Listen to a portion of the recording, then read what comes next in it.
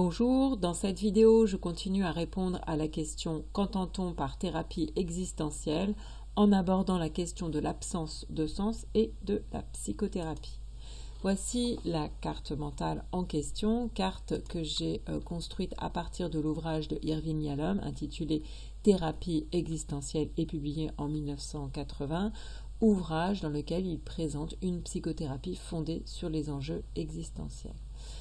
Dans cet ouvrage, 2 chapitres portent sur cette question de l'absence de sens. Le premier est intitulé « L'absence de sens », le second intitulé « Absence de sens et psychothérapie ».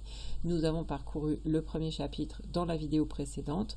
Dans la présente vidéo, je vous propose de nous pencher sur cette absence de sens et la psychothérapie. Revenons justement dans cette introduction au chapitre précédent dans lequel Yalom a abordé la notion d'absence de sens en l'envisageant dans son acception habituelle, c'est-à-dire comme un phénomène touchant profondément tout individu. Dans ce chapitre, il a également porté son regard sur des activités qui peuvent donner un sens à la vie et il a produit une description des manifestations cliniques qui sont liées au vécu d'absence de sens, ce qu'il appelle l'état phénoménologique d'absence de sens qui va être expérimenté donc par un individu. Dans ce chapitre, il envisage les difficultés des thérapeutes face à des individus qui disent ne pas avoir de raison de vivre. Il évoque le problème qui peut exister si le thérapeute admet la conception du patient et dans ce cas, le thérapeute risque d'éprouver le même blocage que son patient puisque en effet, le point de vue apporté par le patient peut ébranler le thérapeute si toutefois la quête de sens est inachevée chez le thérapeute. Donc le problème est le suivant, comment résoudre pour autrui finalement un problème qu'on n'a pas résolu pour soi. Eh bien le risque dans cette situation est que le thérapeute contourne le problème, ce qui bien sûr est non thérapeutique. Donc comment éviter ce problème du contournement du problème en question? Eh bien le thérapeute ne doit pas admettre telle quelle, en tout cas la conception du patient. Le thérapeute doit sonder avec application la plainte quand la personne dit « la vie n'a pas de sens », il doit saisir justement la signification profonde de cette question « quel sens a la vie ?» Parce que tout simplement le problème du sens de la vie, il a une dimension primitive et il présente aussi des biais et est saturé par de nombreux autres enjeux. Concernant la dimension primitive, se poser la question « quel sens a la vie ?» c'est se poser une question comme s'il existait un sens à la vie, un sens extérieur à la vie que l'individu serait incapable de trouver.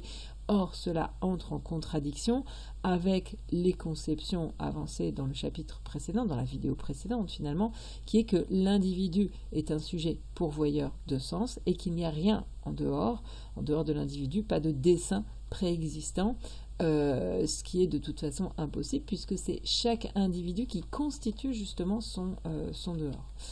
D'autre part, nous avons souligné le fait que le problème du sens de la vie est que, en tout cas de cette question, est qu'elle présente des biais et est saturée par de nombreux autres enjeux et il est indispensable justement d'examiner ces biais et ces enjeux pour pouvoir les écarter, cela afin que la crise traversée par la personne puisse s'adoucir et devenir tout simplement gérable. Donc ce chapitre envisage les difficultés des thérapeutes et pour cela, pour répondre à ces difficultés, va affiner la question du sens de la vie en abordant le besoin de sens chez l'individu et en explorant les enjeux qui brouillent justement cette question du sens. Commençons donc par aborder le besoin humain de sens. Et notons que la recherche, notamment dans le domaine de la Gestalt, a montré que face à des stimuli, quels qu'ils soient, moléculaires, comportementaux, psychologiques ou autres, eh bien l'individu va avoir tendance à organiser ces stimuli en s'appuyant sur des schémas d'organisation. C'est ainsi qu'il va pouvoir, lorsqu'il regarde un papier peint, distinguer un fond et éventuellement une figure au premier plan. C'est ainsi qu'il va percevoir un cercle comme étant complet même si ce cercle est incomplet, et c'est comme ça qu'un comportement dénué de sens va se voir attribuer un sens, parce que justement l'individu va faire entrer ce comportement dans un cadre de référence explicatif qui lui est familier. Donc, si l'individu ne parvient pas à organiser ses stimuli, eh bien, il va ressentir de la dysphorie, c'est-à-dire une tension, un mécontentement, un agacement, ou encore de la vulnérabilité. Mais cette dysphorie va céder dès qu'il parviendra à intégrer les stimuli à un cadre de référence. Donc en conclusion, on peut dire que l'individu a tendance à attribuer un sens un peu à tout. Et il va donc faire de même pour sa situation existentielle, c'est-à-dire qu'il va organiser en fait les phénomènes du quotidien de façon à leur attribuer un sens. Et s'il n'y parvient pas, il ressent de la dysphorie. Et ainsi, l'individu, face à un monde indifférent, va chercher des schémas cohérents, des schémas signifiants, en fait des explications, il va chercher le sens de son existence. S'il ne le trouve pas, eh bien c'est toujours la même chose, il ressent de la dysphorie. Par contre, s'il le trouve, ce sens, eh bien il va éprouver un sentiment de maîtrise, puisqu'effectivement, trouver un schéma signifiant, c'est toujours réconfortant, et cela même si on se sent toujours vulnérable et remplaçable. C'est toujours mieux en fait qu'un état d'ignorance. Donc l'individu aspire au sens, et s'il ne trouve pas de sens, il va se sentir mal. Quand l'individu trouve un sens à sa vie, quand il trouve une finalité, donc son malaise disparaît, il se sent bien, et l'individu va justement s'accrocher à ce sens.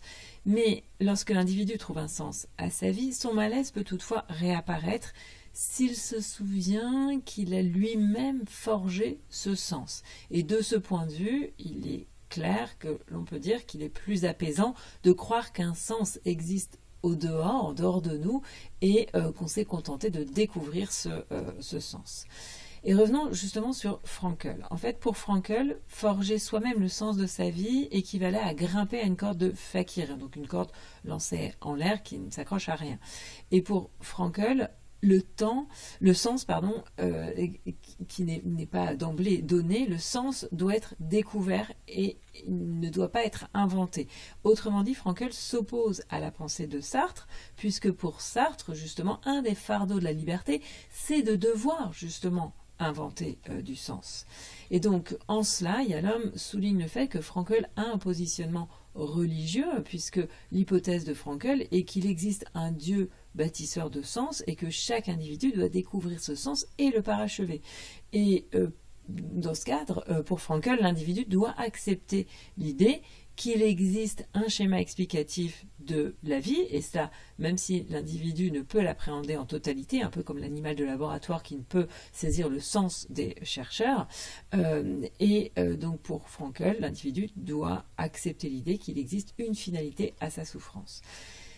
Yalom se demande si le positionnement religieux de Frankl est défendable, et il avance deux choses: le fait que si un Dieu existe, est-ce que ce Dieu aurait nécessairement un dessein pour la vie, et de surcroît, est-ce qu'il aurait nécessairement un dessein pour la vie de chaque être vivant? Et d'autre part, il souligne le fait que c'est finalement l'humain qui est obnubilé par la question du sens et non un Dieu. Mettons en perspective les notions de sens de la vie et de valeur. Notons que la fonction du sens de la vie est d'apaiser l'angoisse, c'est-à-dire l'angoisse qui découle de la confrontation à un monde ou à un dehors qui est dépourvu de sens et de réconfort. Mais notons aussi que la fonction du sens de la vie, c'est aussi de permettre finalement l'émergence de valeurs, des valeurs qui en retour, en fait en feedback, vont renforcer la sensation de sens. Donc pour aborder cette notion de valeur, commençons par nous demander comment répondre aux questions suivantes. Que sont les valeurs? Pourquoi l'individu a-t-il besoin de valeurs? Et pour cela, revenons à Tolstoï, qui lors de la crise de sens qu'il a traversée se demanda pourquoi est-ce qu'il vivait par exemple, mais il se posait aussi des questions en comment il devait vivre et sur quoi il devait fonder sa vie. Donc le comment justement exprime ce besoin de valeur, c'est-à-dire ce besoin de principes qui vont être capables d'orienter la vie. Donc si on veut donner une définition de valeur, on peut dire que les valeurs, ce sont des sortes de prescriptions sur la base desquelles des actions vont pouvoir être envisagées. Et de ce fait, il est possible de dire que les valeurs vont établir une sorte de hiérarchie, un système d'approbation, désapprobation, et par là, les valeurs vont permettre d'organiser donc les comportements en se basant sur cette hiérarchie d'approbation, désapprobation, sur ce système finalement de prescription. On peut illustrer ce point avec le cas d'un individu pour qui le schéma de sens va résider dans le fait d'aider autrui.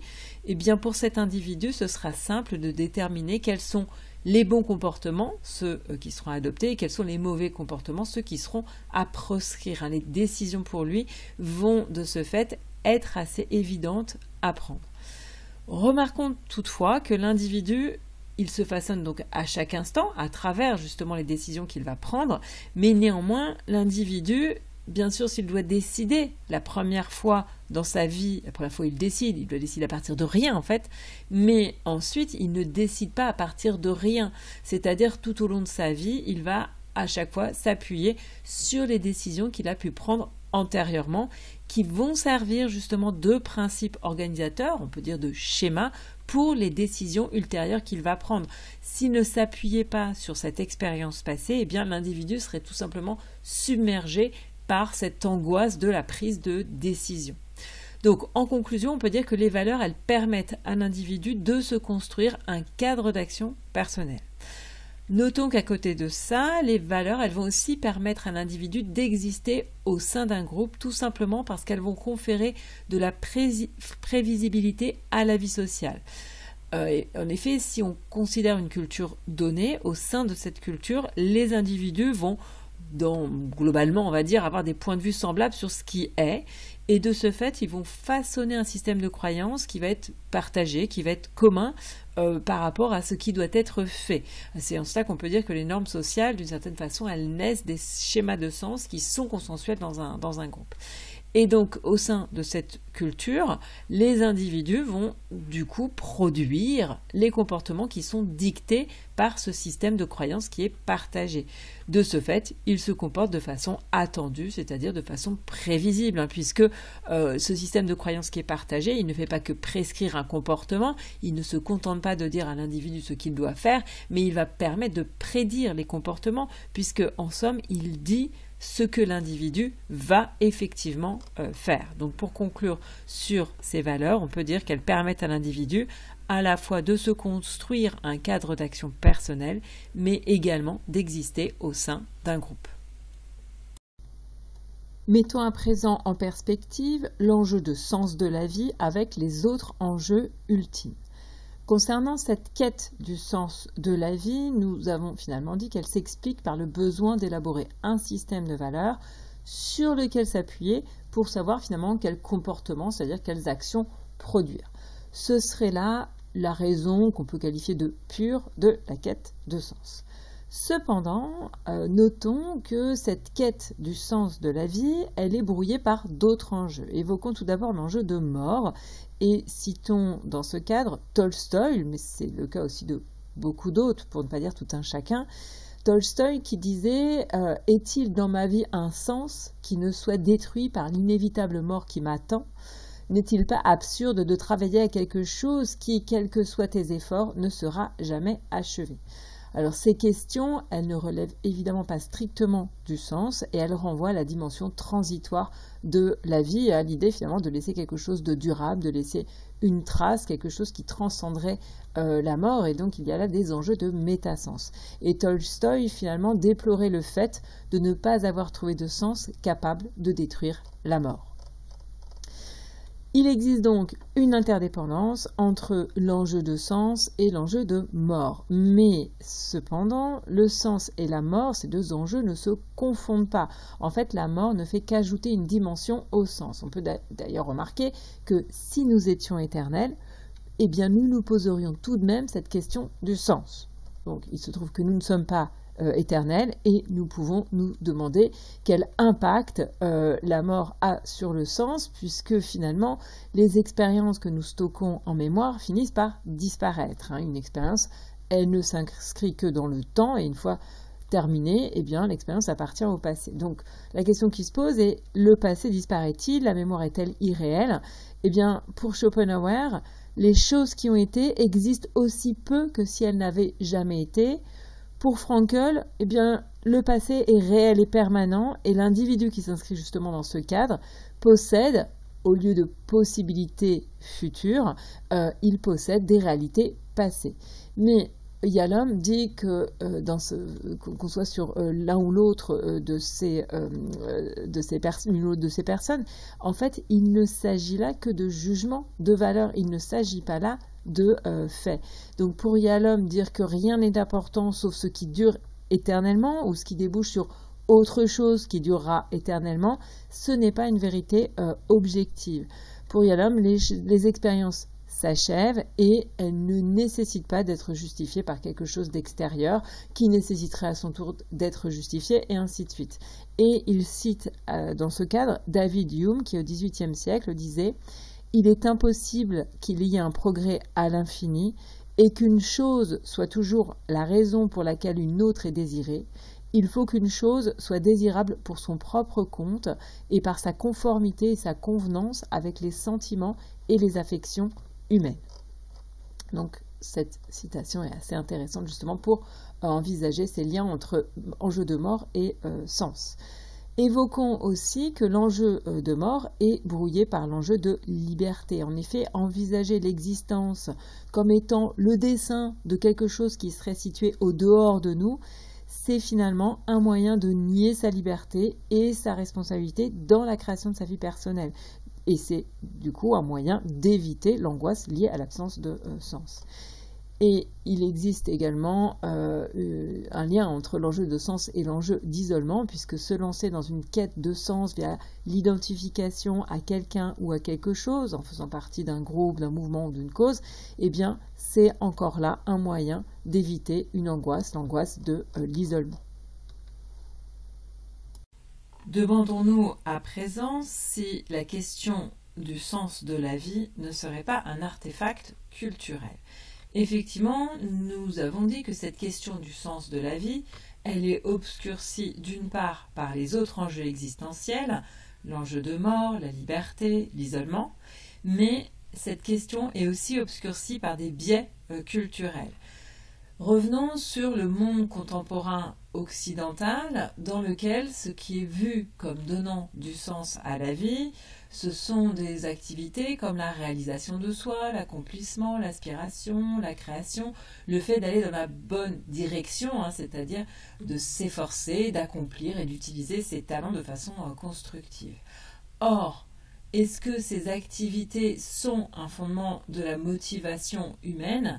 A priori, on peut dire qu'il ne s'agit pas là justement de fondement de la motivation humaine, mais qu'il s'agit en fait là de biais culturels. Pour insister sur cette dimension, on peut déjà évoquer l'évolution de ce point de vue au cours de l'histoire. En effet, au cours de l'histoire, les éléments pourvoyeurs de sens ont changé. À l'Antiquité, on peut évoquer une citation inscrite sur un cadran solaire qui disait « Les heures ne comptent pas si elles ne sont pas sereines ». On peut mentionner aussi les premiers chrétiens pour qui la contemplation était l'activité la plus simple, la plus sainte, tandis que travail et richesse étaient vus comme des activités qui entravaient, au contraire. Au Moyen-Âge, l'ambition de gloire et de réussite n'existait pas, elle a émergé à la Renaissance, c'est-à-dire à une période dans laquelle le monde est alors vu comme quelque chose qui existe afin d'être transformé. Notons cependant que dès la fin du Moyen-Âge, il commence à devenir important de connaître les lois de la nature en vue justement de maîtriser le monde physique. Au XVIe siècle, pour Calvin, les individus sont prédestinés, ils sont soit élus, soit des damnés, et le signe d'élection terrestre, c'est la richesse, tandis que la pauvreté et l'indigence vont témoigner de la damnation. Et ce point de vue calviniste se retrouve dans la tradition puritaine qui valorise justement le sacrifice, le travail assidu, l'ambition, la position sociale et qui voit l'oisiveté comme mère de tous les vices. Si bien que dans la société, l'individu a le choix entre ramer pour tous ou bien être un poids mort, être un parasite. Le problème est que lorsque l'individu ne se sent pas à la hauteur, eh bien, il va se sentir culpabilisé et va ressentir une certaine inutilité. Avant le XVIIe siècle, notons aussi qu'il n'y avait pas de croyance dans le progrès. Donc, dans le monde contemporain, revenons à ce monde contemporain, on peut souligner le fait que toute entreprise individuelle doit d'une certaine façon avoir une raison d'être et une finalité. En fait, tout doit avoir une conclusion satisfaisante et tout est préparation à autre chose. Si bien que William Butler Yeats disait « Ma propre vie m'apparaît comme une préparation à quelque chose qui ne vient jamais ». Donc, dans ce monde, passé et présent prépare sans cesse à ce qui va suivre, mais se pose les questions suivantes. Qu'est-ce qui doit suivre? Qu'est-ce qui est attendu finalement? Et cette manière d'envisager les choses, en tout cas si l'individu ne croit pas en l'immortalité, donne l'impression que la vie est préparation sans exposition, d'où justement ce sentiment d'absence de sens. Évoquons également, appuyons-nous, disons, sur d'autres cultures pour insister sur cette dimension du biais culturel. Notons que les éléments qui sont pourvoyeurs de sens dans la société actuelle, contemporaine et occidentale, comme ceux que nous avons cités, la réalisation de soi et ainsi de suite, eh bien, ces éléments ne sont pas nécessairement pourvoyeurs de sens dans d'autres cultures.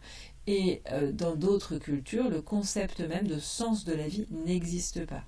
Yalom évoque le maître zen D.T. Suzuki qui illustre cette idée à travers deux poèmes. Il cite un haïku de Basho du XVIIe siècle. Dans cet haïku, il est dit « Quand je regarde soigneusement, je vois le Nazuma en fleurs près de la haie ». Donc dans ce haïku, l'individu observe simplement une fleur quelconque, le Nazuma, qui fleurit près d'une haie. Il est donc dans une relation qui est tendre, qui est humble, qui est harmonieuse finalement avec la nature, et il porte un regard subjectif, intégratif et global. En fait, il vit une expérience d'harmonie, une expérience d'union avec la nature. Et donc dans ce cadre, on peut dire qu'il s'agit d'être. Suzuki cite un autre poème, un poème de Tennyson du XIXe siècle, qui dit « Fleur dans le mur fissuré, je te cueille du milieu des fissures, te tiens ici, racine et totalité dans ma main, petite fleur, mais si je pouvais comprendre ce que tu es, racine et totalité et tout en tout, je saurais ce qu'est Dieu et ce qu'est l'homme. » Donc, dans ce poème, l'individu cueille une fleur, il l'observe, il la dissèque, il l'analyse, il tente de la comprendre. Il est complètement dans une posture scientifique qui est active, avec une tentative, à travers donc, cette fleur qui est arrachée à la nature, d'accéder à une autre connaissance. Donc la rencontre avec la fleur, elle est transformée en connaissance, voire elle est transformée en pouvoir, et il y a effectivement l'idée de soumettre la fleur et de pouvoir l'exploiter. Donc le regard ici est analytique et objectif, on est sur l'expérience scientifique, la recherche-action, il ne s'agit plus d'être, il s'agit de faire. Donc ces deux poèmes illustrent bien les attitudes des mondes oriental et occidental finalement par rapport à la vie. Donc pour conclure sur ces biais culturels, on peut dire que croire qu'en l'absence de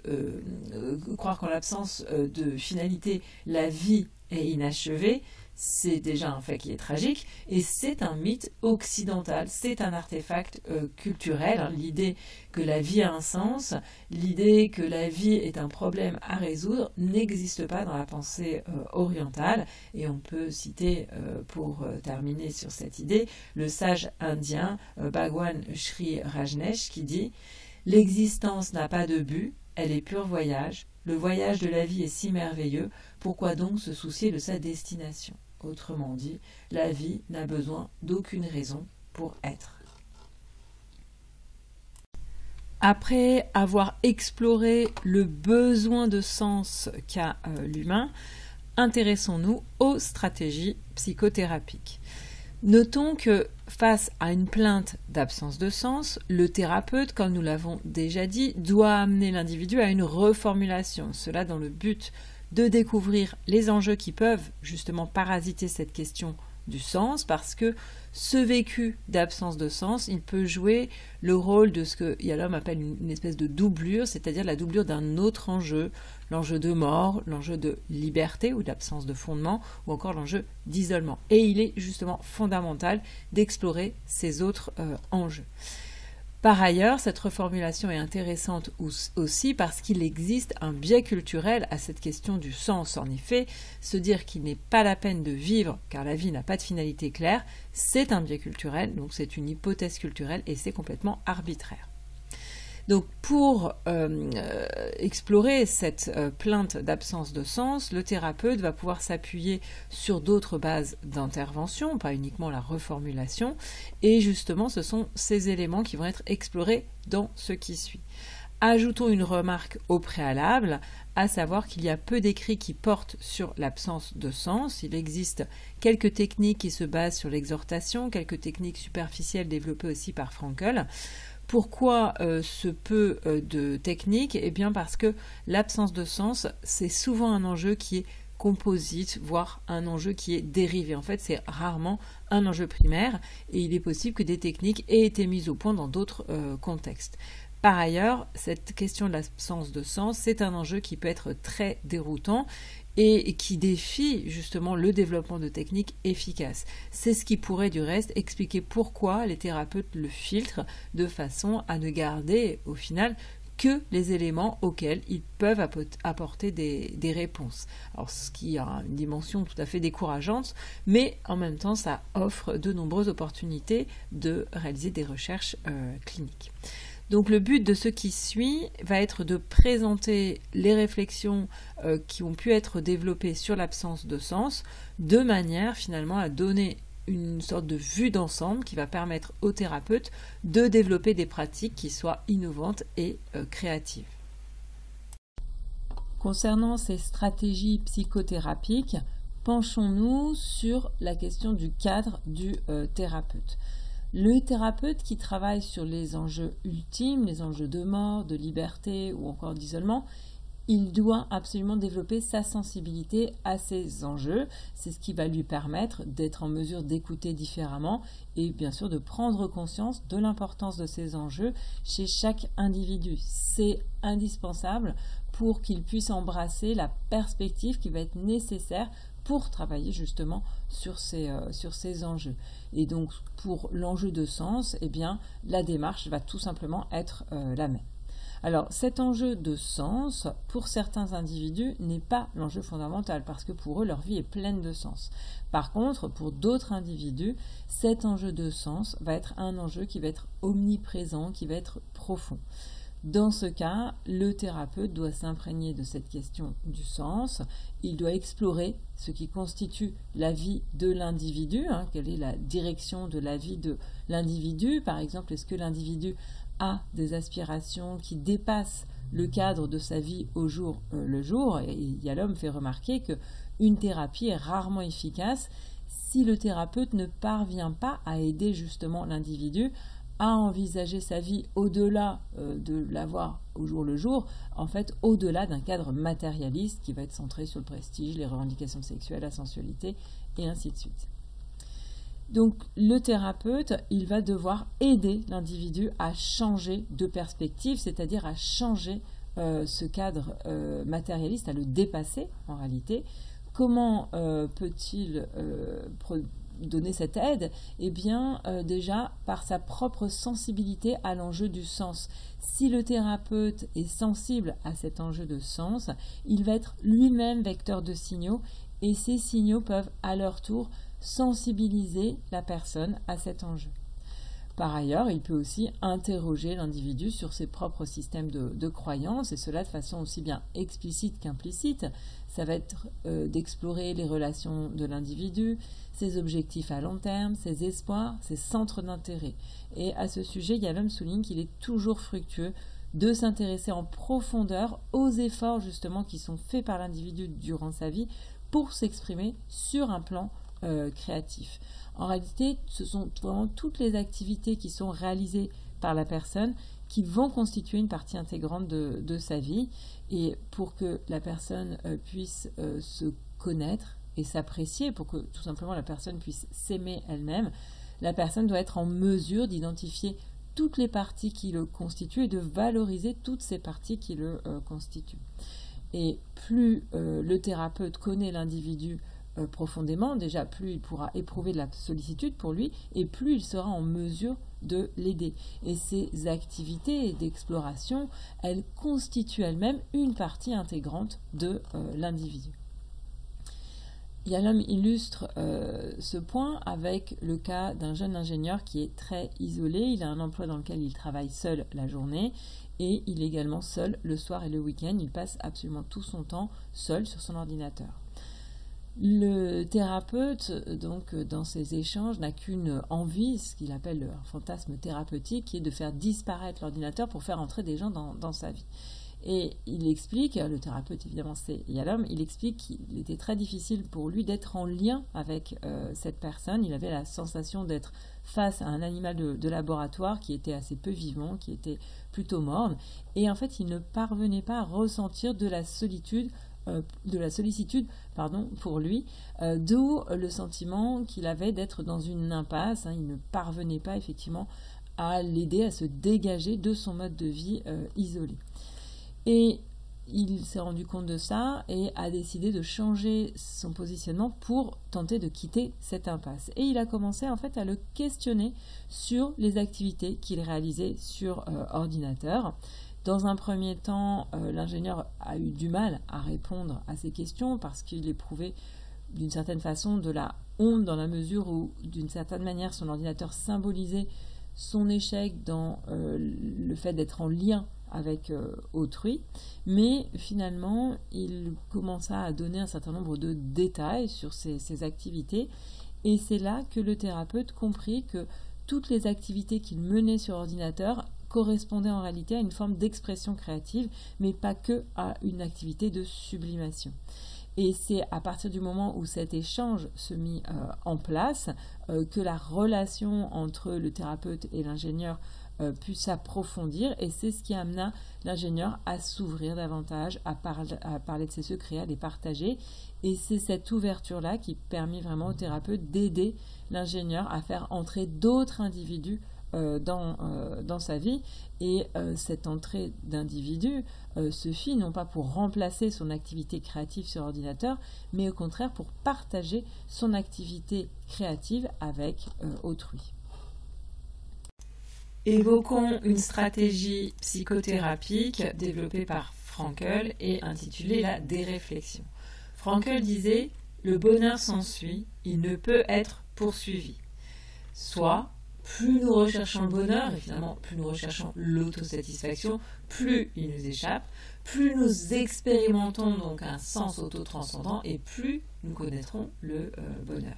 D'où l'idée finalement que le thérapeute doit aider l'individu à prendre de la distance par rapport à lui-même, et c'est à partir de cette idée que Frankl a développé cette technique qu'il a qualifiée de déréflexion et dont le but est d'induire chez l'individu une distanciation par rapport à lui-même, c'est-à-dire par rapport à sa dysphorie, par rapport à ce qui est à l'origine de sa névrose, et cela de manière à ce que l'individu puisse se tourner finalement vers les portions intactes de sa personnalité et vers les sens qui sont à sa portée dans le monde. Donc cette technique de déréflexion, elle est relativement simple, elle consiste à mener l'individu à cesser de se focaliser sur lui-même et à chercher un sens à l'extérieur de lui. Alors Yalom retranscrit un entretien entre Frankl et un individu de 19 ans atteint de schizophrénie où l'individu n'a de cesse que de se demander ce qui se passe en lui. Et Frankl n'a de cesse que de lui dire de ne pas ruminer, que lui et les autres soignants vont l'aider à traverser la crise, et il lui demande si des activités l'attirent, comme par exemple des activités artistiques. Mais l'individu rappelle à chaque fois sa tourmente intérieure, et Frankl réitère en lui disant de ne pas porter son attention sur sa tourmente, d'ignorer les sentiments étranges qui le hantent, de laisser ce problème aux médecins qui le guériront, pour se demander quelles sont les réalisations qui l'attendent. Donc pour Frankl, il est manifeste qu'une introspection qui tente d'identifier les causes d'une angoisse chez une personne déjà très égocentrique eh bien pour lui ça aggrave le problème, c'est contre-productif parce que ça rend l'individu encore plus égocentrique. Et il recommande dans ce cadre au thérapeute, donc il lui recommande dans la mesure en fait où il envisage les facteurs d'angoisse comme étant irréversibles, c'est-à-dire tout ce qui relève de l'histoire familiale, de l'angoisse héréditaire, d'un déséquilibre génétique du SNA, donc du système nerveux autonome. Il voit donc ces facteurs d'angoisse comme étant irréversibles et il voit leur traitement comme étant limité au médical, voire à l'activité physique. Donc il recommande un travail sur l'attitude de l'individu par rapport à sa situation et sur l'identification des raisons de vivre de l'individu. Alors concernant cette technique, donc cet entretien de Frankl avec cette personne de 19 ans montre un entretien dans lequel le ton est autoritaire. Mais ce n'est pas là le problème principal. Pour Yalom, ce côté autoritaire est surtout un artefact, puisqu'il faut replacer cet entretien avec cette technique dans le cadre de l'époque et dans le cadre de la société viennoise.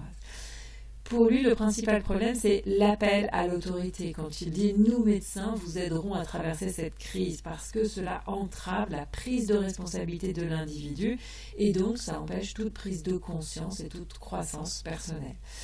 Néanmoins, l'idée de base de la technique est valide. Aider l'individu à se distancier de lui-même, c'est important, ainsi qu'à s'intéresser davantage à autrui, phénomène que le thérapeute peut soutenir en amenant l'individu à ressentir de la curiosité par rapport à autrui et finalement de la sollicitude par rapport à autrui.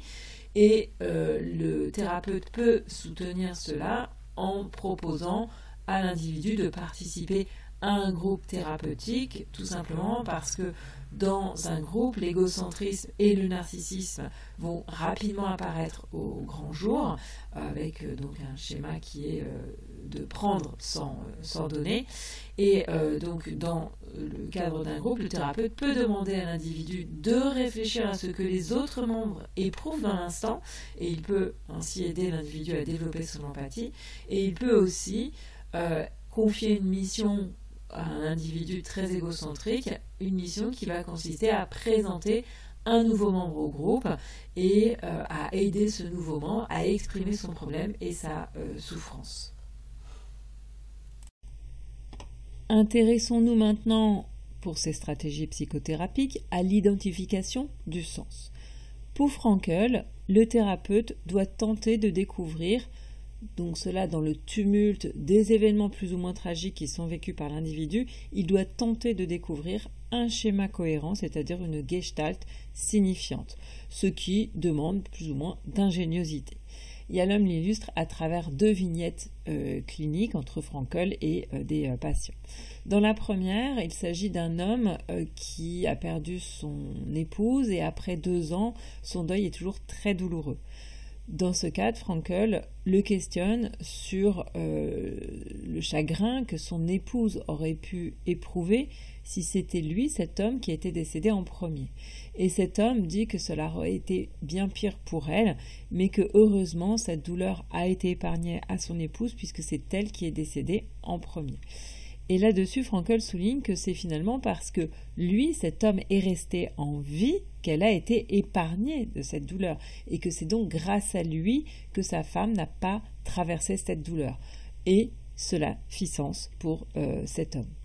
Autre exemple, celui d'une femme de 80 ans qui est mourante, qui est déprimée, qui se sent inutile, et Frankl l'amène à repenser à sa vie et au fait que rien ne peut supprimer les bonheurs qu'elle a pu vivre et que les souffrances qu'elle a endurées, elle a su les endurer avec courage, et tout cela augmenta le sentiment que sa vie avait un sens.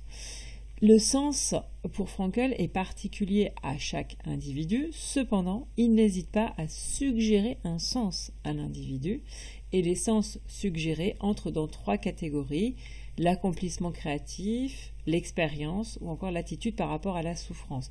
Concernant les 2 premières catégories, Frankl met en avant la permanence du passé, le fait que ce qui est fait est mémorisé et reste pour toujours, et dans ce cadre il souligne tous les accomplissements positifs de la personne.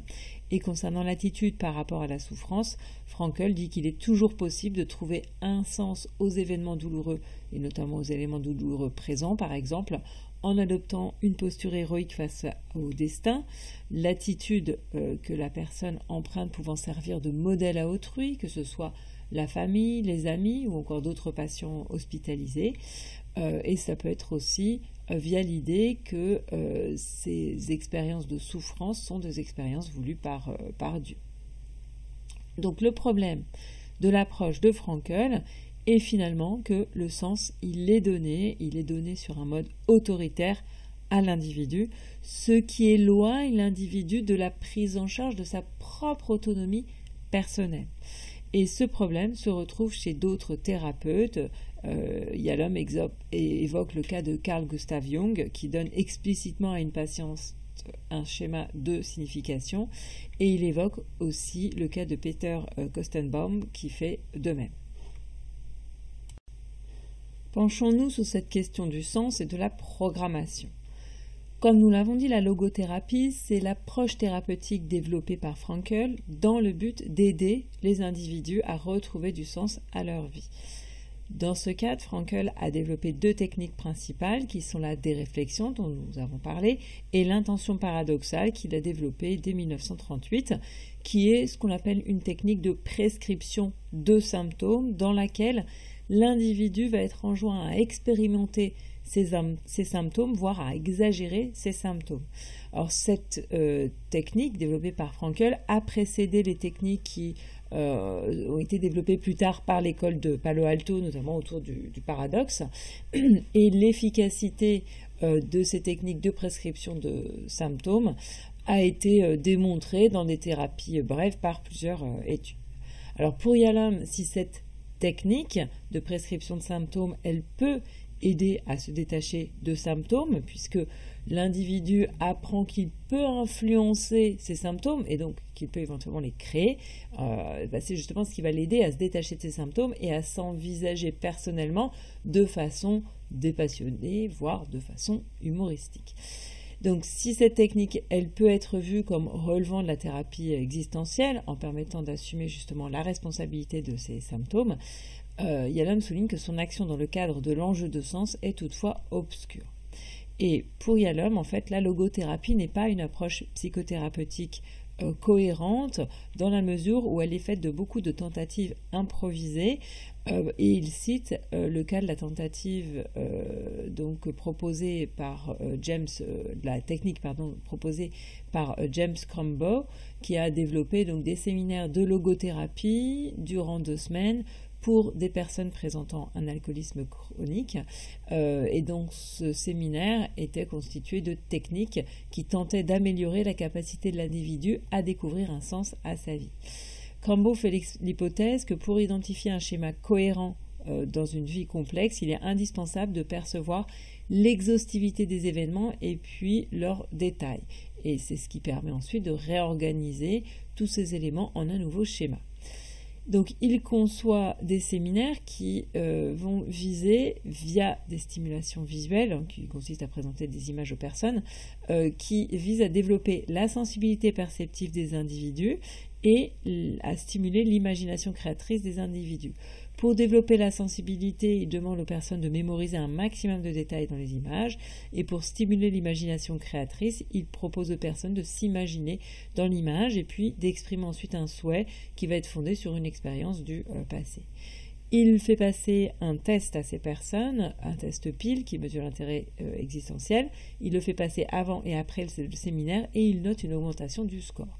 Mais ce travail, en réalité, se révèle sujet à un certain nombre de cautions et la technique est en réalité assez bancale.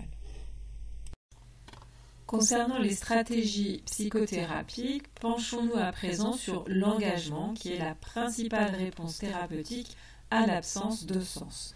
Commençons par revenir sur la note laissée par l'individu suicidaire, une note qui concernait un porteur de briques qui prend du recul par rapport à lui-même et se demande pourquoi il porte des briques, ce qui est un questionnement qui inaugure sa perte. Et dans cette note, ce porteur de briques est finalement l'individu suicidaire qui laisse cette note, qui finalement, comme le porteur de briques, n'est plus dans la vie et juge absurde les activités humaines. Donc ce que l'on peut dire, c'est que trop s'extraire de la vie est nocif parce que dans ce cas, les activités perdent leur importance pour justement cette personne qui s'extrait de la vie, qui devient un spectateur distant. Et cette capacité à trop s'extraire de la vie est qualifiée par les philosophes de perspective cosmique, galactique ou encore globale. Et effectivement, dans cette perspective, les activités deviennent pitoyables et absurdes, les humains deviennent triviaux et ridicules, les expériences riches vécues se disloquent dans l'immensité du temps et l'individu a l'impression d'être une poussière microscopique et il a l'impression que la durée de sa vie est infime, qu'elle n'est rien par rapport au temps cosmique.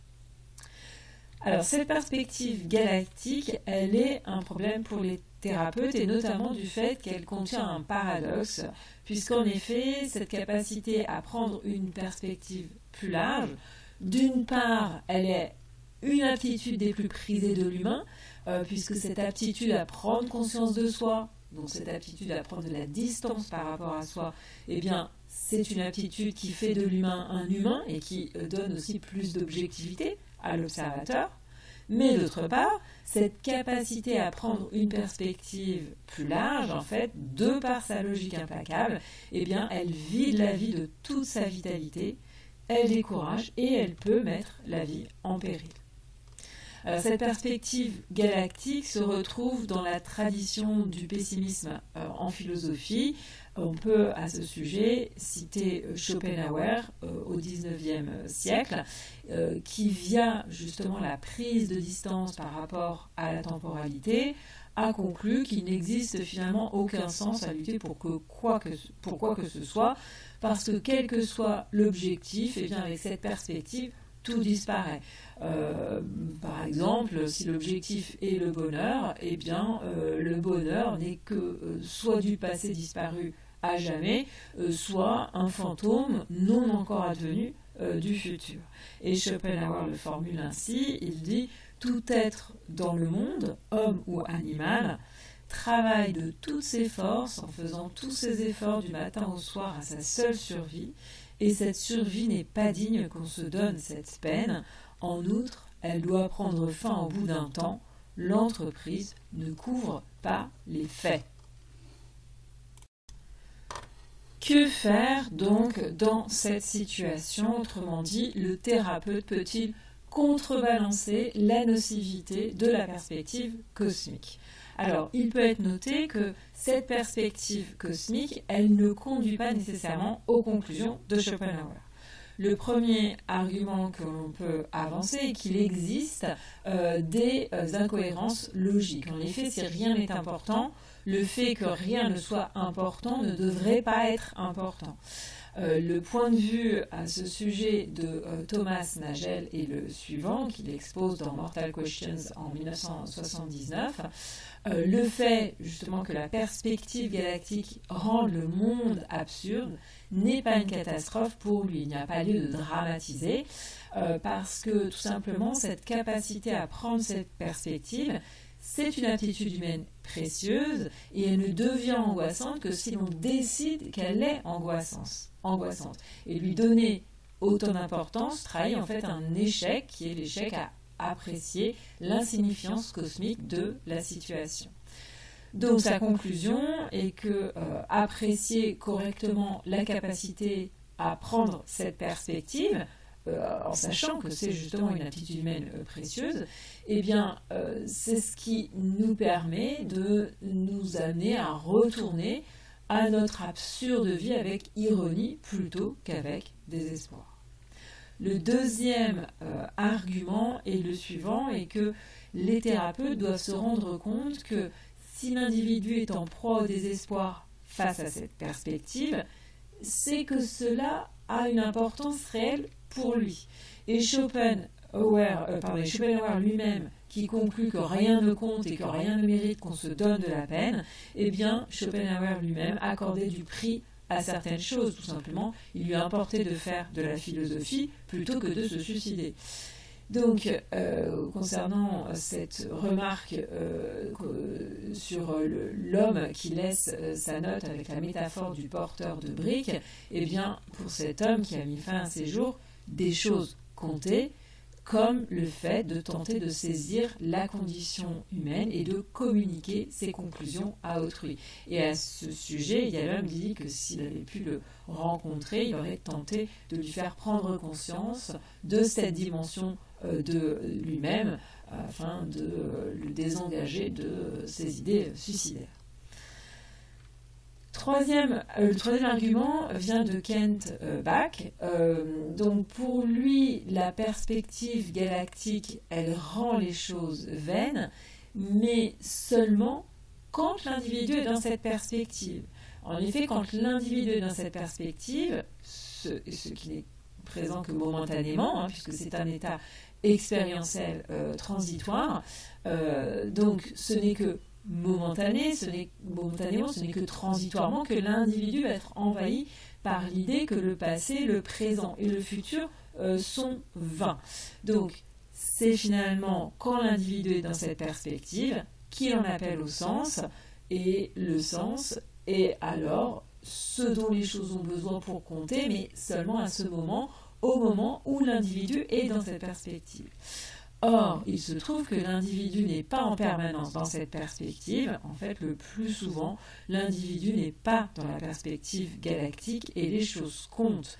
Elles comptent parce qu'elles comptent. Il en est ainsi, les choses comptent tout le temps, en fait, aux yeux de l'individu, et elles n'ont pas besoin de sens pour compter. Ce n'est pas parce que dans la perspective galactique, les relations, les conversations, les jeux d'échecs, le tennis ne comptent pas, que ces activités doivent être privées de leur importance. Une fois encore, elles n'ont pas besoin de sens pour compter.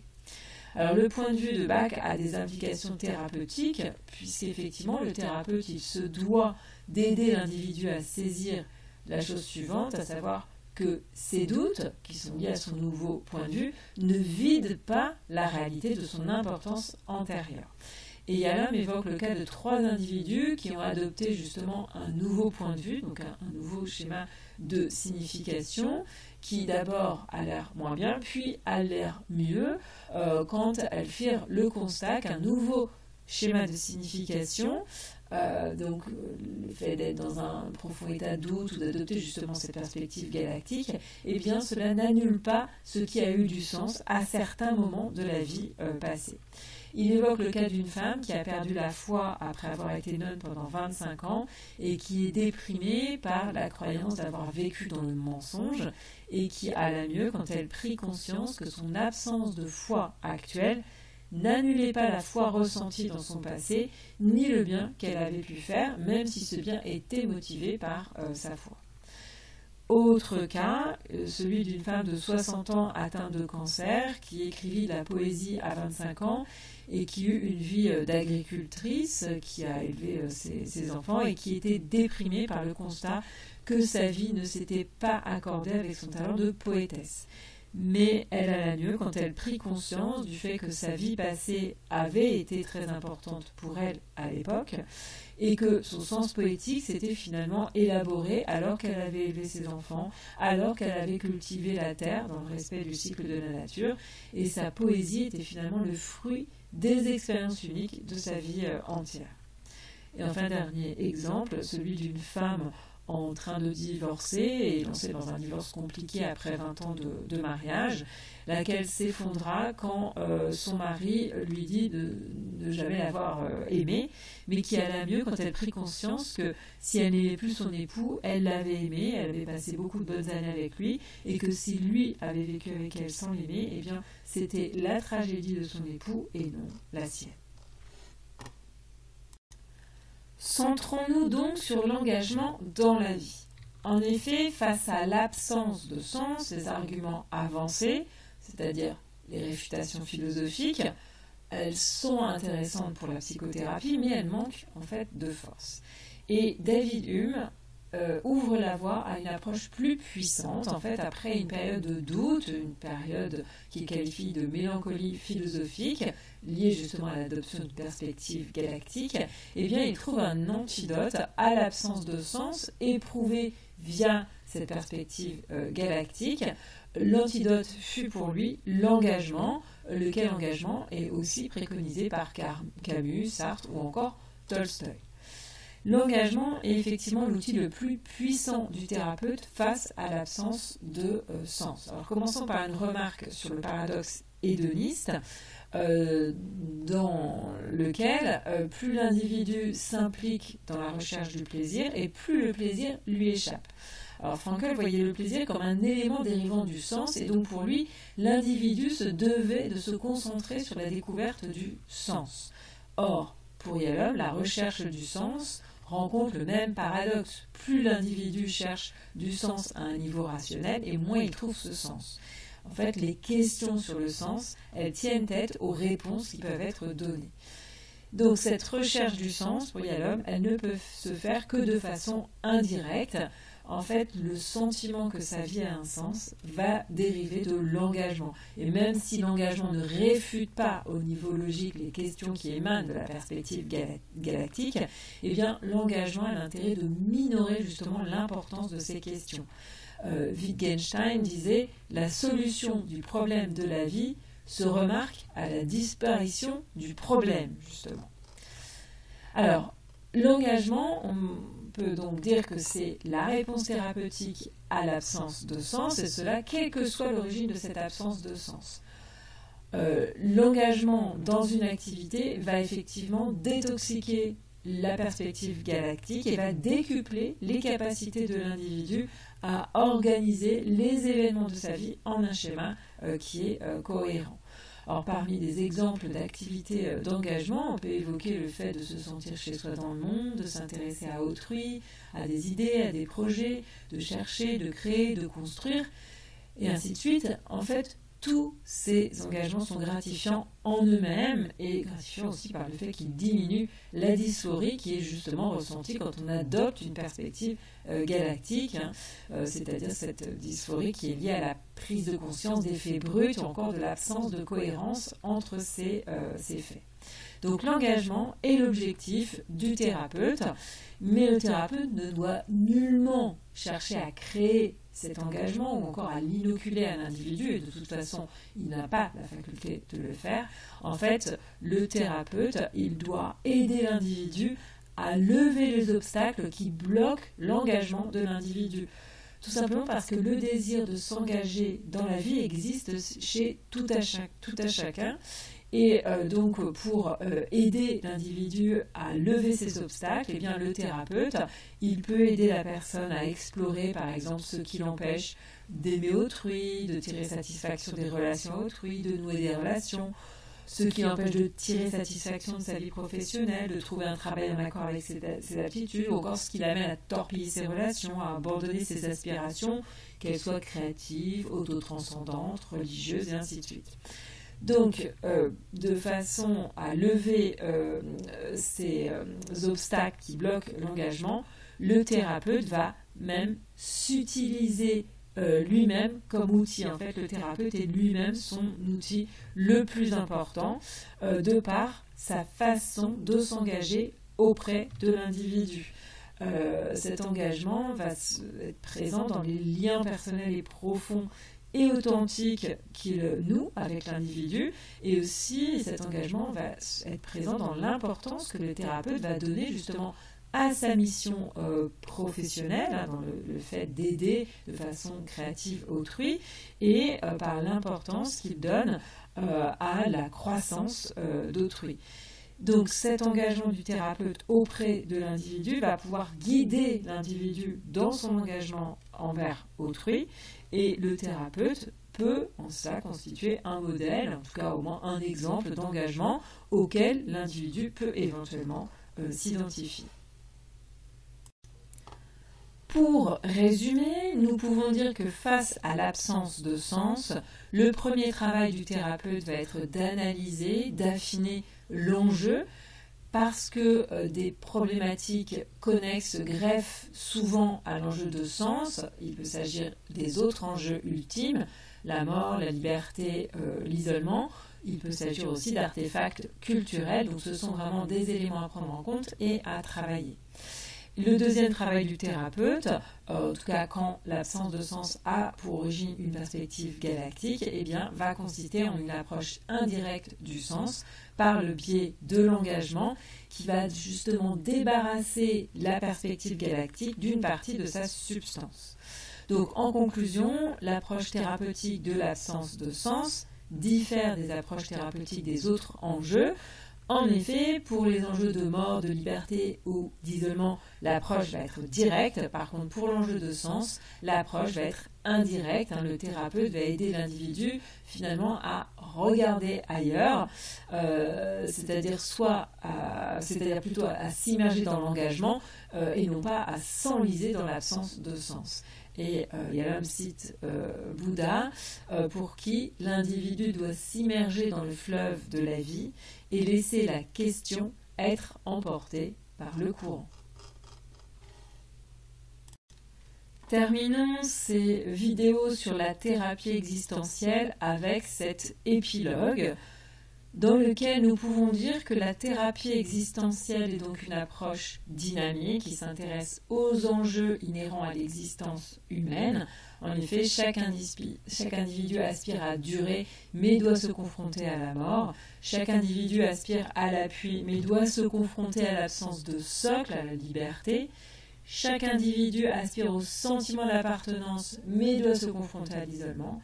Et enfin, chaque individu aspire au sens, mais doit se confronter à l'absence de sens. D'autre part, la thérapie existentielle, c'est une approche qui se fonde sur un modèle psychopathologique dans lequel le postulat est que l'angoisse et ses conséquences sont des réponses aux enjeux ultimes. Concernant justement ces 4 enjeux existentiels, il est plus didactique de les présenter séparément, mais chez l'individu, évidemment, leurs liens sont étroits. Et dans l'échange qui va prendre place entre le thérapeute et l'individu, eh bien, ces 4 enjeux vont déterminer le contenu et les processus. Le contenu, puisqu'effectivement, l'individu qui est confronté à l'un de ces enjeux va rapporter un contenu interprétatif au thérapeute, contenu qui est souvent explicite, mais qui, s'il ne l'est pas d'emblée, va constituer néanmoins un matériel clinique riche sur lequel le travail thérapeutique va pouvoir s'appuyer. Par ailleurs, ces 4 enjeux déterminent les processus clés du changement thérapeutique qui vont apparaître dans diverses activités psychiques, par exemple la relation au thérapeute, la prise de responsabilité, la volonté, l'engagement de l'individu dans sa vie, qui sont des activités psychiques qui sont vues souvent comme des petits plus sans importance dans beaucoup d'approches thérapeutiques, mais qui ont une importance centrale dans la psychothérapie existentielle. Par ailleurs, cette thérapie existentielle a pour particularité d'être enracinée dans un terrain ontologique qui questionne ce qui existe et la façon dont le monde est constitué, donc finalement les structures les plus profondes de l'existence humaine. Cette thérapie existentielle a aussi pour particularité de posséder des fondements humanistes qui s'accordent justement avec la dimension singulière de la thérapie. Et elle a aussi pour particularité de s'appuyer sur les travaux de nombreux philosophes, de nombreux thérapeutes ou encore de nombreux artistes qui se sont intéressés aux conséquences de la confrontation à ces enjeux chez l'humain et à la façon dont l'humain peut se relever justement de cette confrontation. Donc la thérapie existentielle n'en est pas moins un paradigme psychologique parmi d'autres qui ne se justifie finalement que par son utilité clinique. Et de ce fait, d'autres paradigmes au pouvoir explicatif plus grand lui succéderont. Terminons par cette remarque qui est que tout paradigme clinique, à partir du moment où il n'a pas été figé par un institut officiel, eh bien, peut être qualifié d'organique et il se caractérise alors par sa capacité à évoluer et c'est dans ce cadre que des données qui sont d'abord confuses vont pouvoir peu à peu se dégager et modifier en retour le paradigme.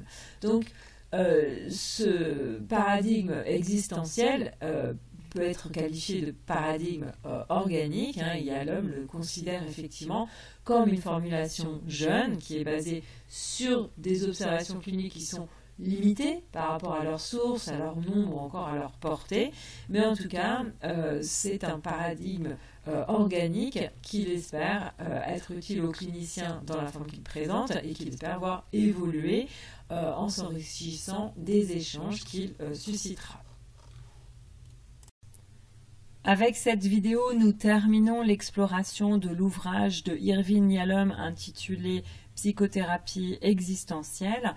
Vous pouvez retrouver sur mon site drpnevu.free.fr la carte support de cette vidéo en cliquant ici sur les vidéos de psychologie et vous retrouvez ici l'ensemble des vidéos et notamment cette vidéo sur l'absence de sens et la psychothérapie qui vient clôturer toute cette thématique autour de la thérapie existentielle.